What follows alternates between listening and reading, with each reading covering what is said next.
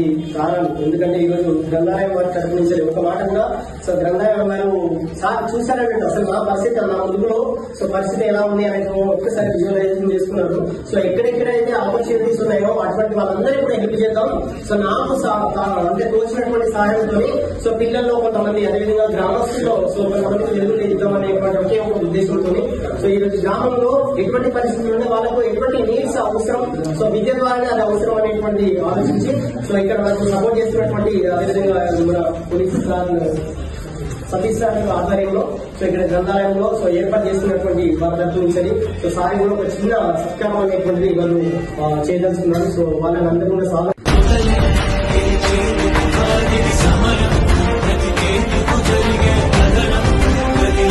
Person అడగండి, ఎవరైనా మాట్లాడతారా స్టేజ్ మీద కంటే నేను మాట్లాడతా అనుకుంటే మేము వచ్చి మాట్లాడారు. నేను ఐ థాట్ మీరు 7th క్లాస్ 8th క్లాస్ పిల్లలు అనుకుంటున్నాను. అరే కొంచెం భయపడుతున్నారు, చాలా హుషారు ఉన్నారు.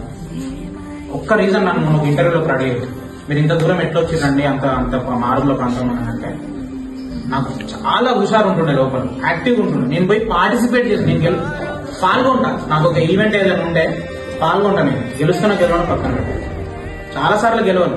అఖిల్ పాసులు చూస్తుండే, వెంకటేష్ చూస్తుండే, ఉపన్యాస పోటీలు కానీ వ్యాసరచన పోటీలు కానీ నేను పాల్గొంటా.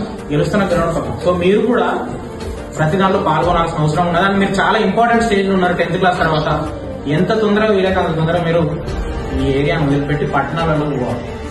పట్టణాలలో మీరు ఇంగ్లీష్ చదువుకోవాలి, మీరు స్కిల్స్ నేర్చుకోవాలి. ఒకసారి మీరు హన్మకొండ హైదరాబాద్కి వెళ్ళిన తర్వాత ఎక్కడికి వెళ్ళాలని ఆలోచించాలి?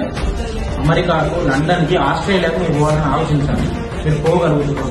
ఈ చుట్టుపక్కల ఎక్కడ నుండో చిన్న చిన్న ఊర్ల నుండి మీరు ఇక్కడికి వచ్చి నెక్స్ట్ హైదరాబాద్ పోతారు. అమెరికా, ఆస్ట్రేలియా పోవడానికి ప్రభుత్వ సంస్థలు మీకు హెల్ప్ చేసి అది పోవాలంటే ఏం చేయాలి? మీరు ఫస్ట్ పెద్దగా ఆలోచించడం మొదలు పెట్టాలి. ఈ చుట్టుపక్కల ఇప్పుడు ఆల్రెడీ డ్రైవర్లు అయితే ఉంటారు, మీ ఫ్రెండ్స్కి ఎవరికో పెళ్లిళ్ళు అయితే ఉంటాయి intermediate first year second year లో. వాటిని అన్నింటిలో ఏ ట్రాప్ లో పడుకున్నా మీరు చదవాల్సిన అవసరం ఉంది. దాని తర్వాత ఈ లైబ్రరీ ఆర్గనైజ్ చేసిన ప్రతీక్ అన్న గారు, యువశక్తి టీం అంటే ప్రతి ఊర్లో ఉండాల్సినవి గుడితో పాటు బడి, గ్రంథాలయాలు. ఆ బడి గ్రంథాలయాలే మనల్ని ఒక స్థాయి నుండి ఇంకో స్థాయికి తీసుకోవచ్చు. ప్రతి ఊర్లో గ్రంథాలయ ఉద్యమాలు జరగాల్సిన అవసరం ఉన్నది. మన ములుగు జిల్లాలో ఇంకెక్కువ ఉన్నది. ఎందుకంటే కొంచెం యాంటీ సొసైటీలను అంటే వేరే ఐడియాలజీ వైపు, వేరే సిద్ధాంతాల వైపు పోయే ఈ